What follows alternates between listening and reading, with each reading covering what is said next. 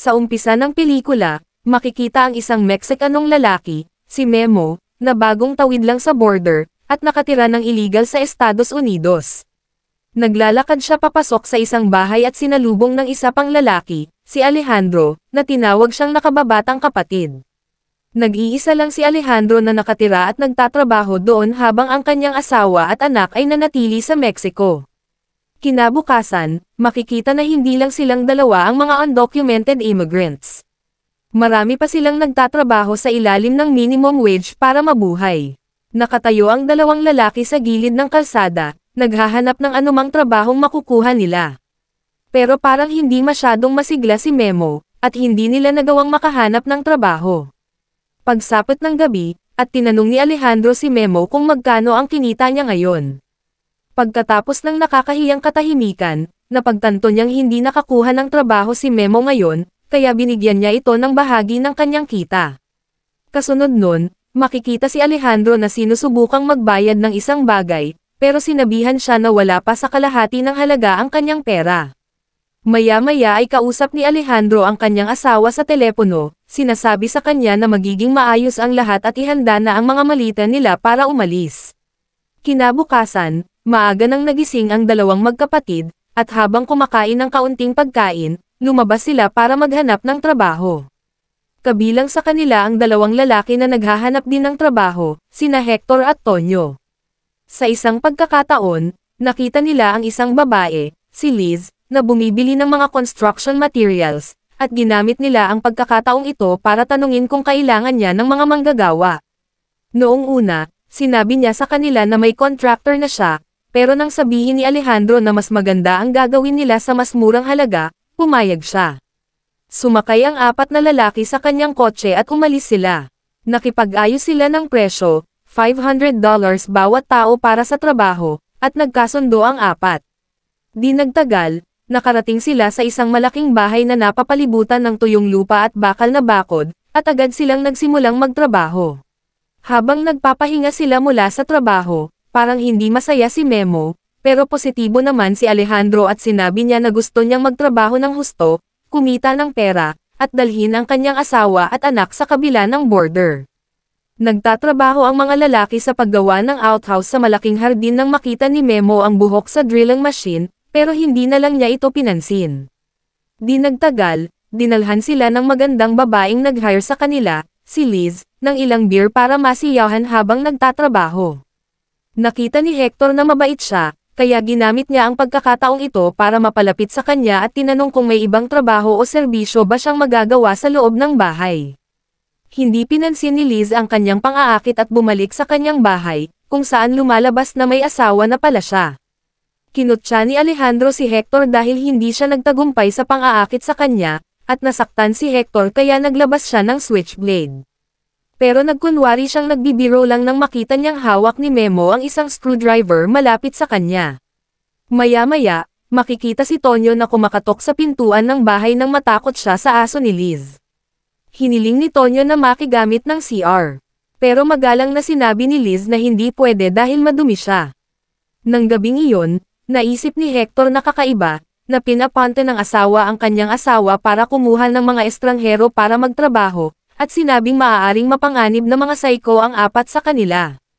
Madilim na ngayon. Habang nagtatrabaho, hinahanap ni Hector ang nawawala niyang telepono, at sinabi niyang kung hindi niya tatawagan ang kanyang asawa, magagalit ito. Biglang nagsindi ang mga malalakas na ilaw sa hardin, halos nabulag ang mga manggagawa. Nagalit si Hector, at tinanong kung bakit hindi pinapatigil ng mag-asawa sa kanila ang pagtatrabaho, at bakit inaasahan nilang magtrabaho sila buong araw at buong gabi. Sinabi niya sa iba na dapat silang magpahinga at pagkatapos ay humiga para matulog. Lumipas ang oras, nagising sila dahil sa gulat nang hindi inaasahan silang gisingin ni Liz sa pamamagitan ng pag-spray sa kanila ng hose. Sinabi niya sa kanila na tapusin na ang trabaho kung hindi ay hindi niya sila babayaran. Nag-aalangan, pero desperado sa pera, pumayag sila, kahit na hindi nila inaasahan na kumilos ng ganoon si Liz. Umaga na ngayon at nagtrabaho ang mga lalaki buong magdamag. Halatang pagod na sila, pero determinado silang tapusin ang trabaho. Nakita ni Memo ang asawa ni Liz na sumakay sa kanyang mamahaling kotse at umalis, gamit ang remote para buksan at isara ang gate. Lumapit siya sa bakod para tingnan ng malapitan, hindi niya alam na masisindex siya ng kuryente nang hawakan niya ito. Hindi ito magandang senyales para sa 4 na immigrant sa loob ng bahay. Samantala, nagtatrabaho sina Memo at Alejandro sa labas nang sabihin ni Memo na pagod na siyang makinig sa kanya. Sinabi ni Alejandro na tamad lang siya at wala nang nagmamalasakit kay Memo kundi siya lang. Sinabi ni Memo na marahil ay makakakuha siya ng sapat na pera para dalhin ang kanyang pamilya, pero ano naman? Lalaking alipin ang kanyang anak tulad niya.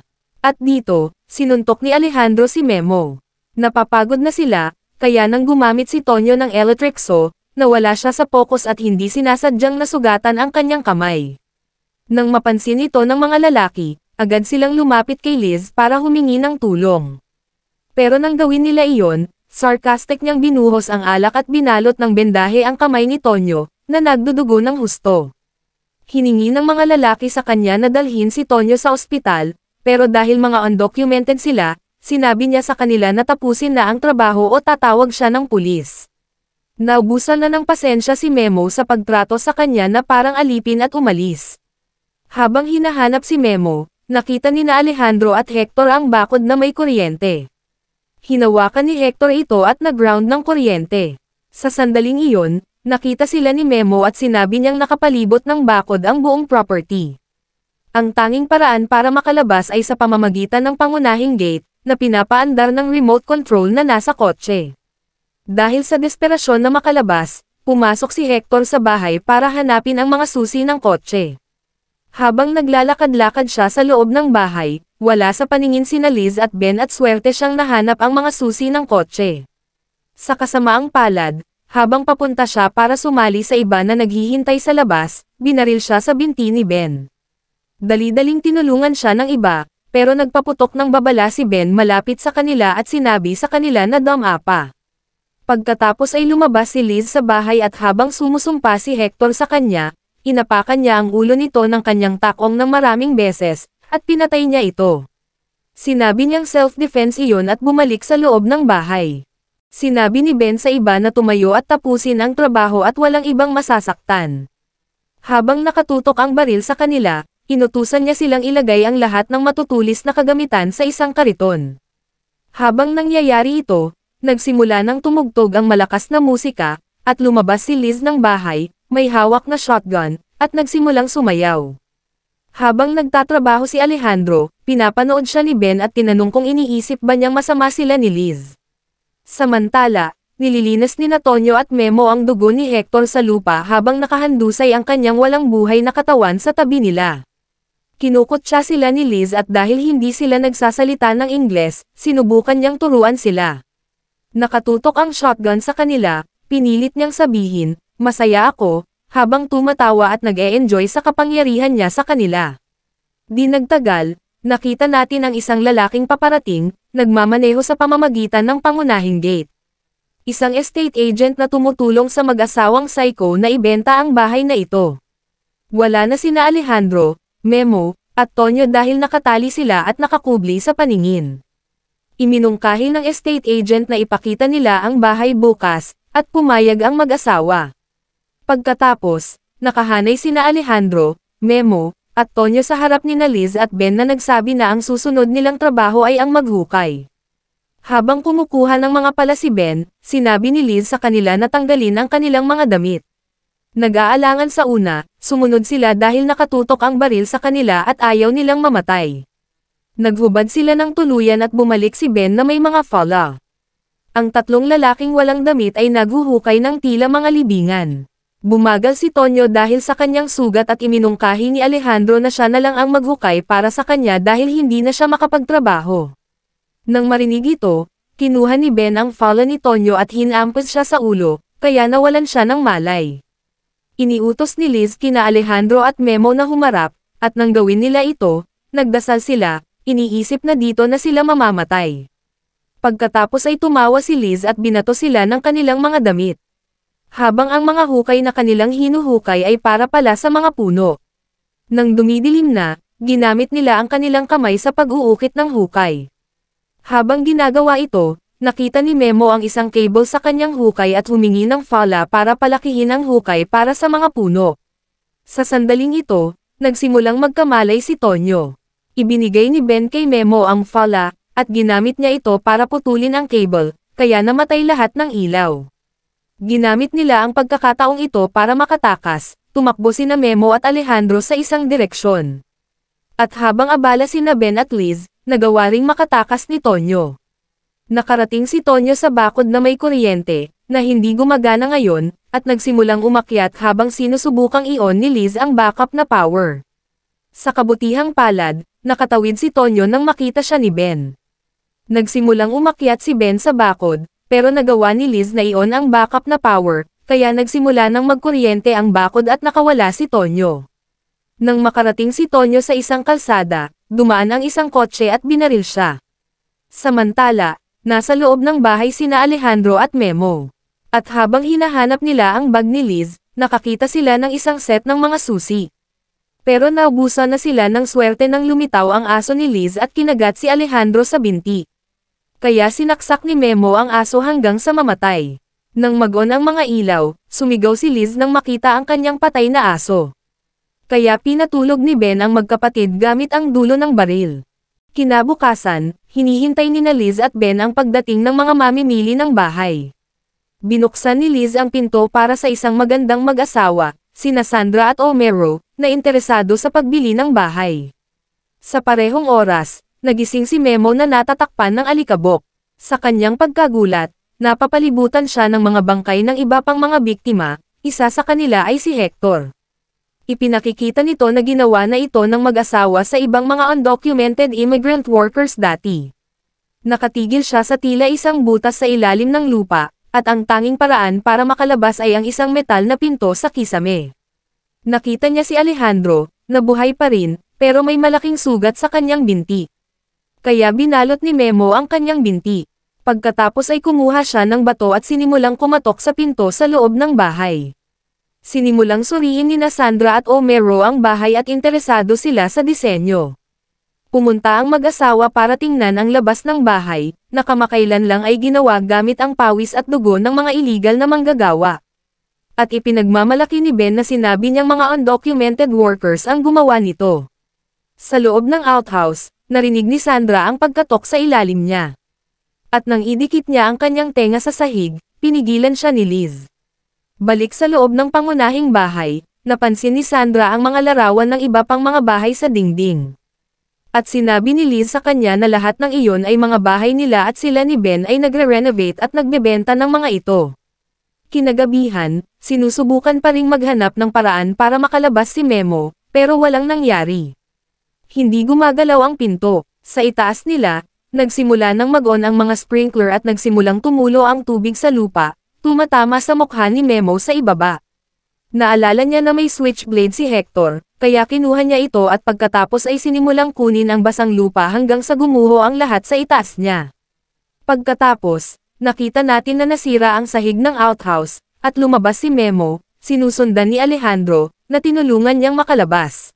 Hindi makalakad si Alejandro, kaya sinabi ni Memo na maghintay na lang siya doon habang naghahanap siya ng tulong. Sa kabutihang palad, nakita niya ang isang kotse na nagmamaneho sa pangunahing gate at ginamit niya ang pagkakataong ito para umalis. Habang tumatakbo palayo sa bahay, nadapa siya sa isang katabing bahay at pumasok para humingi ng tulong. Pero bago pa man siya makapagsalita sa may-ari, binaril din siya. Bumalik kay Alejandro, nagkamalay siya at napagtanto niyang nakatali siya sa isang upuan at may tape sa kanyang bibig. Pumasok si Ben sa kwarto at sinimulang suntukin siya.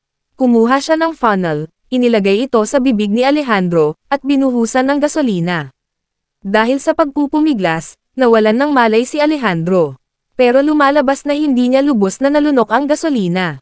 At nang lumapit si Liz sa kanya, niluwa niya ang gasolina sa kanya. Nasusuka siya dahil dito at tumakbo palabas. Pagkatapos niyang umalis, kinuha ni Ben ang isang kutsilyo at sinaksak ng paulit-ulit si Alejandro. Itinulak ni Alejandro ang kanyang upuan patungo sa butas sa likod niya at nahulog, nasira ang upuan. Pagkatapos ay kumuha si Ben ng crowbar at tumalon patungo sa kanya. Nagtatago si Alejandro sa gitna ng ibang mga bangkay, at hindi siya makita ni Ben. Sa kabutihang palad, nakita niya ang kutsilyo ni Hector, at nang makalapit si Ben, hiniwa niya ang lalamunan nito at sinakal hanggang sa mamatay. Pagkatapos ay kinuha ni Alejandro ang remote ng gate sa kotse at handa nang umalis. Pero lumingon siya, dahil may hindi pa siya natatapos na gawain. Nasa banyo si Liz na naglilinis nang makita niya ang outhouse na nasusunog. Kaya tumakbo siya palabas, sumisigaw, nakatutok kay Ben. Nang bumalik siya sa bahay, nasira ang lahat sa loob, na nagpabagsak sa kanya. Nakita niya ang bakas ng dugo na paakyat sa itaas, kaya kinuha niya ang isang fire poker at umakyat doon. Nakita niya ang isang kama na nasusunog at pupuntahan niya sana para patayin ang apoy. Habang naghihintay si Alejandro sa likod ng pinto, sumugod si Liz ngunit pinatulog siya. Nagising si Liz dahil sa putok malapit sa kanyang ulo. Ngayon na nakita ni Alejandro ang mga larawan ng mga bahay na itinayo ng mga undocumented workers, napagtanto niyang matagal nang ginagawa ng mag-asawa ito. Napagtanto ni Alejandro na inuupahan ng mag-asawa ang mga immigrant para itayo ang mga bahay, at pagkatapos ay ililibing nila ang mga immigrant sa ilalim ng mga ito, malamang dahil ayaw nilang bayaran ang mga immigrant. May nakatutok na shotgun sa kanya, inutusan siyang lumuhad at humingi ng awa. Pero nang gumapang siya papalapit sa kanya, kinagat niya ang binti nito. Dahil sa sugat, nahulog siya mula sa upuan at tumakbo siya palabas. Nakita natin si Liz na tumatakbo sa isang kalsada, at si Alejandro na humahabol sa likod niya. Sa puntong ito, nakita sila ng lalaking bumaril kay Memo. Parang hindi kayang makasabay ni Alejandro sa kanya nang biglang binaril siya sa ulo. Pagkatapos, dumating ang pulis at nakita natin na inilalagay nila si Memo sa isang body bag. Dahil walang mga saksi, naniniwala ang pulis na ang nagkasala ay isa sa mga manggagawang kinuha ni Liz at Ben. Bumalik na si Alejandro sa lungsod at nagbabayad ng mas maraming pera sa taong makakapagdala sa kanyang pamilya sa kabilang border. At sa huli, pumayag ang lalaki at nangako na magiging ligtas sila. At dyan na nagtatapos ang video mga idol. Maraming salamat sa panonood. Goodbye.